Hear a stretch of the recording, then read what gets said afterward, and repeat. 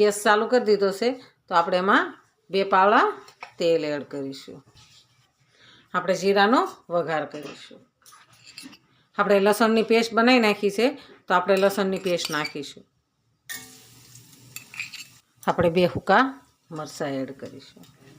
આપણે 1 લીલા મરચાંનું કટિંગ કરી નાખ્યા છે તો એ લીલા મરચાં નાખીશું. આપણે એને જરીક થોડોક હલાવી લઈશું. હિંગ નાખીશું. મીઠા લીમડાના પત્તા નાખીશું. આપણે 2 નાની 2 ડુંગળી કાપી હતી તો એ ડુંગળીને કટકા કરીને નાખીશું. આપણે સરસ હલાવી લેવાનું છે. આપણે સ્વાદ પ્રમાણે મીઠું નાખવાનું છે.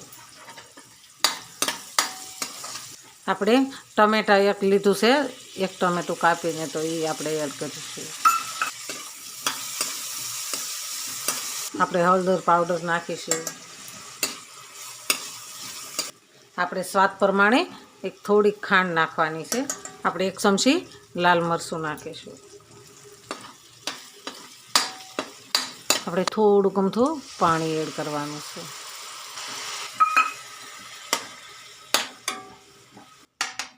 થોડી વાર આને સળવા દેવાનું છે. આપણે મસાલો સરસ રોસ્ટ થઈ ગયો છે, એકદમ મસ્ત થઈ ગયો છે.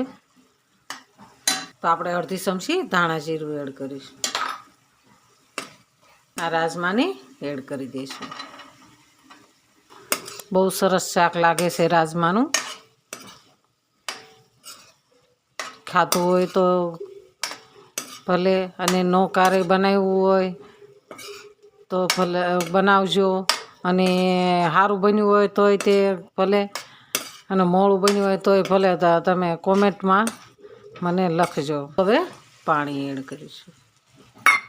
પાણી એડ કરી અને એને થોડી વાર સળવા દેવાનું છે, ઢાંકી દેવાનું છે. આપણે શાકને સરસ સોઈ લઈશું. આપણું શાક સરસ તૈયાર થઈ ગયું છે. એકદમ સરસ તૈયાર થઈ ગયું છે.